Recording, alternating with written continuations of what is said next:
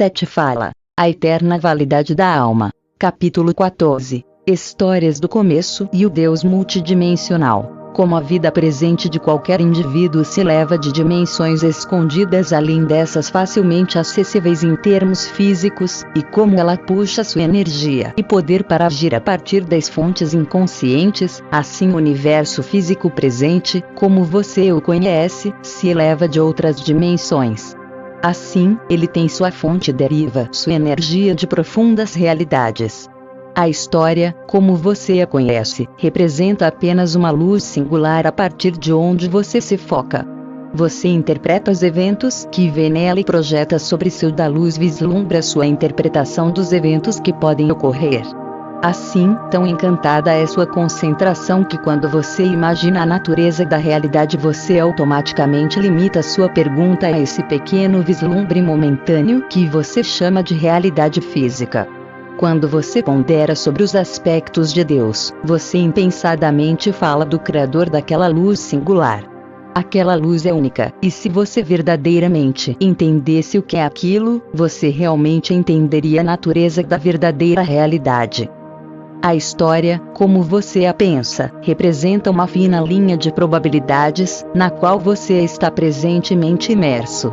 Ela não representa uma vida inteira de sua espécie ou o catálogo das atividades físicas, ou começa a contar a história das criaturas físicas, suas civilizações, guerras, prazeres, tecnologias ou triunfos.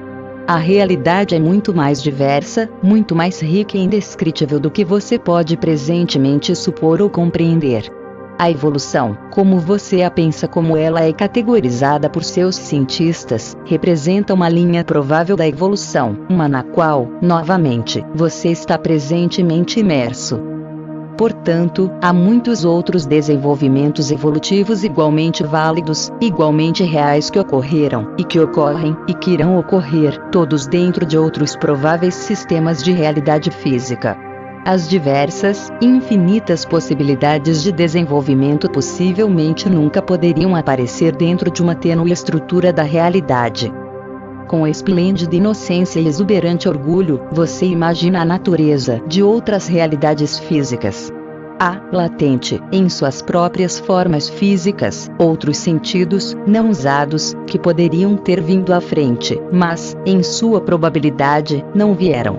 Agora, tenho falado de desenvolvimentos terrenos, realidades aglomeradas sobre aspectos terrenos como você os conhece. Nenhuma linha evolutiva é morta. Então, sem seu sistema ela desaparece, emerge dentro de outra.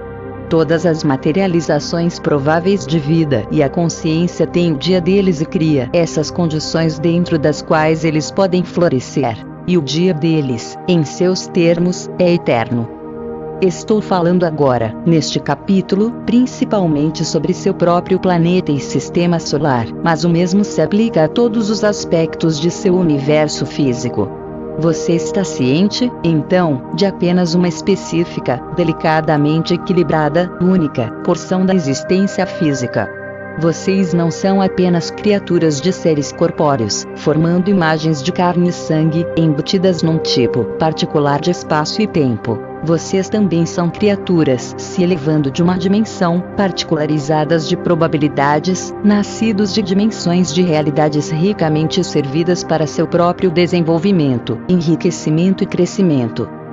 Se você tem qualquer entendimento intuitivo, como ainda relativo à natureza da entidade ou do eu total, você verá que isso o coloca numa posição na qual certas habilidades, insígnias e experiências podem ser percebidas e na qual seu tipo único de consciência pode ser nutrido. Sua mínima experiência tem mais repercussões dentro desse ambiente multidimensional do que o cérebro físico pode conceber. Pois, se você está intensamente preocupado com o que pode parecer um aspecto infinitamente curto de realidade, embora você pareça estar completamente embutido nele, apenas a maioria dos elementos superficiais do eu está encantada. Não gosto do termo superfície em relação a isto, embora eu o tenha usado para sugerir as numerosas porções do eu que estão, ao contrário, engajadas. Algumas delas estão encantadas na realidade delas como você na sua. A entidade, o verdadeiro eu multidimensional, está ciente de todas as partes de suas dela experiências e este conhecimento está, até certo ponto, disponível a estas outras porções do eu, incluindo, é claro, o eu físico como você o conhece. Estas várias porções do eu na verdade irão eventualmente, em seus termos, se tornar completamente consciente. Ponto. Essa consciência irá automaticamente alterar o que agora parece ser sua natureza e somar a multiplicidade da existência.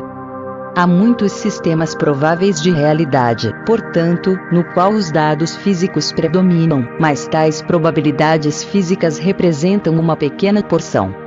Cada um de vocês também existe em sistemas não físicos e expliquei anteriormente que o seu mais ínfimo pensamento ou emoção é manifestado em muitos outros modos do que em seu próprio campo de existência. Só uma porção de sua identidade inteira está presentemente familiarizada a você, como você a conhece. Então, quando você considera a questão de um ser supremo, você imagina uma personalidade masculina com essas habilidades que vocês mesmos possuem, com grande ênfase em qualidades que você mesmo admira. Este Deus imaginado tem, portanto, mudado através de seus séculos, refletindo as ideias mutantes que o homem tem. Deus foi visto como cruel e poderoso quando o homem acreditou que estas eram características desejáveis, necessárias particularmente em suas batalhas pela sobrevivência física. Ele projetou estas ideias pessoais de um Deus porque ele as invejou e as temeu. Você lançou sua ideia de Deus, portanto, em sua própria imagem. Em uma realidade que é incompreensivelmente multidimensional, os velhos conceitos sobre Deus são relativamente sem sentido. Até mesmo o termo, um ser supremo, é em si mesmo distorcido, pois você naturalmente projeta as qualidades da natureza humana nele. Se eu lhe dissesse que Deus fosse uma ideia, você não entenderia o que eu quero dizer, pois você não entende as dimensões nas quais uma ideia tem sua realidade, ou a energia que a pode originar e impelir. Você não acredita nas ideias da mesma maneira que acredita em objetos físicos, então se eu lhe disser que Deus é uma ideia, você interpretará mal, como se Deus fosse menos do que real, nebuloso, sem realidade, sem propósito, e sem motivo de ação. Agora, sua própria imagem física é a materialização de sua ideia de si mesmo com as propriedades da matéria. Sem a ideia de si mesmo, sua imagem física não seria, ainda, frequentemente, é tudo do qual você está ciente. O poder inicial e a energia da ideia de si mesmo mantém sua imagem viva. Ideias, então, são muito mais importantes do que você percebe.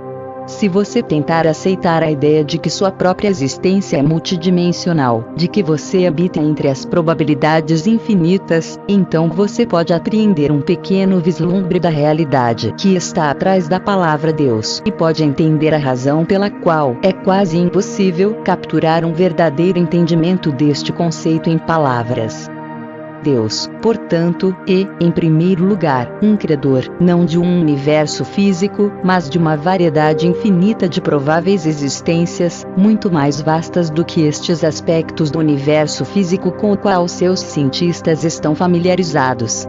Ele simplesmente não enviou, portanto, um filho para viver e morrer em um pequeno planeta. Ele é uma protuberância de todas as probabilidades. Há parábolas contadas e histórias de começos.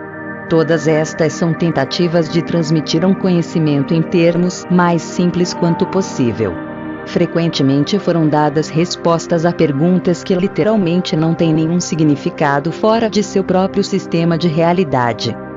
Por exemplo, não houve nenhum começo e não haverá nenhum fim. Ainda assim as parábolas têm-lhe dito de começos e finais simplesmente porque com suas ideias distorcidas de tempo, começos e finais parecem ser inseparáveis, eventos válidos. Conforme você aprende a mudar o foco de sua atenção para longe da realidade física e, consequentemente, vivencia alguma ínfima evidência de outras realidades, sua consciência pulará das velhas ideias, que fazem com que as verdadeiras explicações sejam impossíveis de compreender. A consciência multidimensional está disponível para você em seus sonhos, porém, em alguns estados de transe e frequentemente até mesmo sob a consciência ordinária que você usa para viver o seu dia. Esta consciência dá a experiência pessoal com a riqueza multidimensional que não existe a parte dela, mas misturada a ela, dentro, através, e em todo o seu mundo físico de sentidos. Dizer que a vida física não é real é negar que a realidade penetra toda a aparência e é uma protuberância de todo aparecimento. Da mesma maneira, Deus não existe a parte de ou separado da realidade física, mas existe nela e como uma protuberância dela, como ele existe e como uma protuberância de todos os outros sistemas de existência. Sua figura de Cristo representa, simbolicamente, sua ideia de Deus e seus relacionamentos. Havia 3 indivíduos separados cuja história se misturou, e eles foram conhecidos coletivamente como Cristo, consequentemente muitas discrepâncias em seus registros. Estes eram todos machos, porque àquele ponto de seu desenvolvimento, você não teria aceitado uma contraparte feminina. Estes indivíduos eram uma protuberância de uma entidade. Você não poderia imaginar Deus senão como um pai. Nunca teria lhe ocorrido imaginar um Deus em nenhum outro termo humano. Componentes terrenos. Estas 3 figuras trabalharam um drama altamente simbólico, impelido por uma energia concentrada de grande força. Os eventos como são registrados, porém, não aconteceram na história. A crucificação de Cristo foi um evento psíquico, não um evento físico. Ideias de magnitude quase inimaginável foram encenadas. Por exemplo, Judas não foi um homem, em seus termos. Ele foi, como todos os outros discípulos, uma personalidade fragmentada criada, abençoada, formada pela personalidade de Cristo. Ele representou o traidor. Ele dramatizou uma porção de cada personalidade individual que se foca sobre a realidade física de uma maneira ávida, e que nega o eu interior à ganância. Cada uma das 12 qualidades representadas da personalidade, que pertence a um indivíduo, e o Cristo como você o conhece, representa o eu interior. Os 12, portanto, mais Cristo, como você o conhece, uma figura composta por 3, representaram uma personalidade individual terrena, o eu interior, e 12 características principais conectadas com o eu egotista. Como o Cristo era rodeado pelos discípulos, assim o eu interior é rodeado por estas características fisicamente orientadas, cada uma puxada para fora e para dentro na realidade diária por um lado e, ainda, orbitando o eu interior. Os discípulos, então, receberam características da realidade física pelo eu interior, como todas as características terrenas vêm de sua natureza interior. Esta era uma parábola viva, feita em carne entre vocês, um jogo cósmico trabalhado por sua causa, assessorado em termos que vocês poderiam entender. As lições foram claras, como todas as ideias atrás delas, personificadas.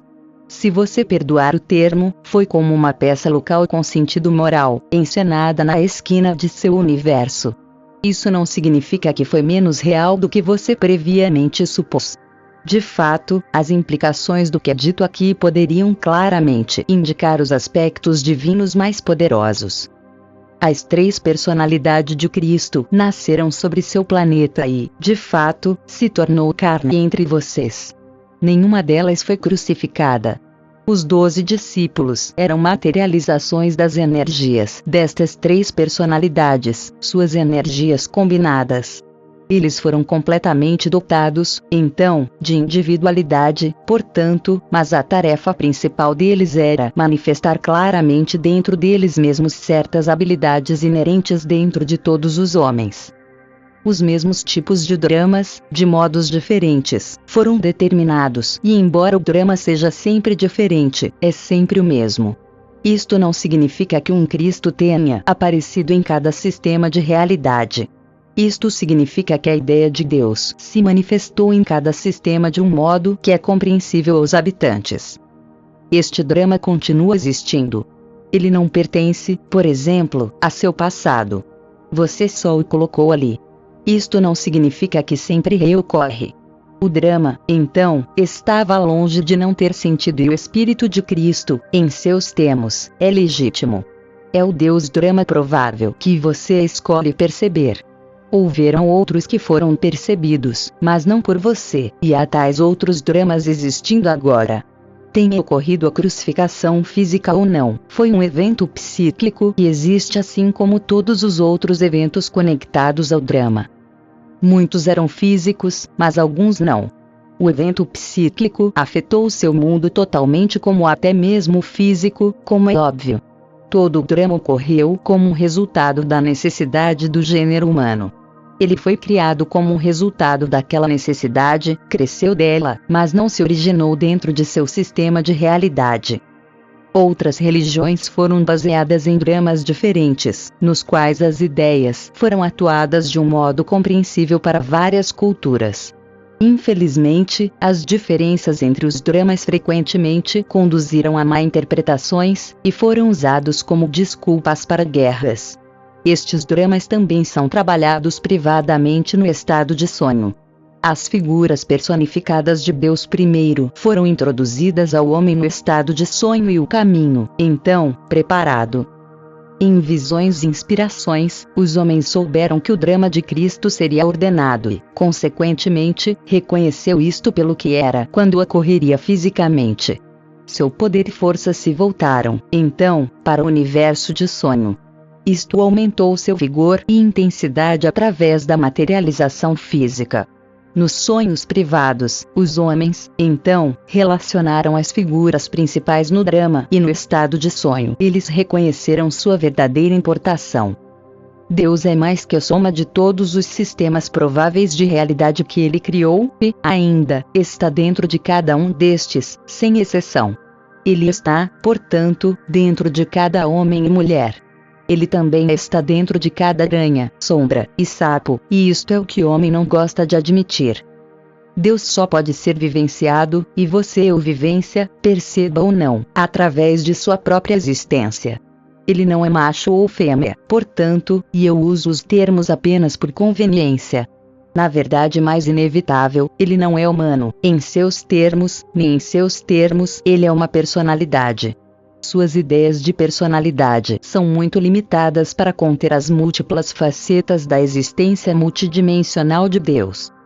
Por outro lado, ele é humano, nisto ele é uma porção de cada individual, e dentro da imensidade da experiência dele, ele mantém uma forma ideia de si mesmo como humano, a qual você pode se relacionar.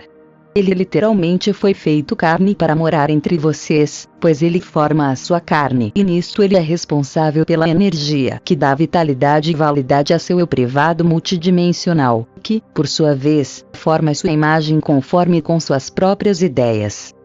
Este multidimensional eu privado, ou a alma, tem, portanto, sua validade eterna. Ele é apoiado, suportado, mantido pela energia, a vitalidade inconcebível, do tudo que é. Não pode ser destruído, portanto, este é o interior seu, tampouco ser diminuído. Ele compartilha as habilidades que são inerentes ao tudo que é. Ele precisa, portanto, criar como é criado, pois esta é a grande dádiva que está por trás de todas as dimensões de existência, o derramamento a partir da fonte do tudo que é. Identificarei no devido tempo a figura da terceira personalidade de Cristo. Porém, agora, estou interessado nos aspectos multidimensionais do tudo que é. Tal realidade pode ser apenas experienciada. Não há fatos que possam retratar qualquer fidelidade dos atributos do tudo que é. Esta realidade e esses atributos aparecerão dentro de vários sistemas de realidade de acordo com os dados de camuflagem de qualquer sistema determinado. A experiência interior com o Deus multidimensional pode surgir em duas áreas principais. Uma é através da compreensão que esta primariedade move a força que está em tudo que você pode perceber com seus sentidos. O outro método é perceber que essa força motiva primária tem uma realidade independente de sua dela, da força NT conexão com o mundo das aparências.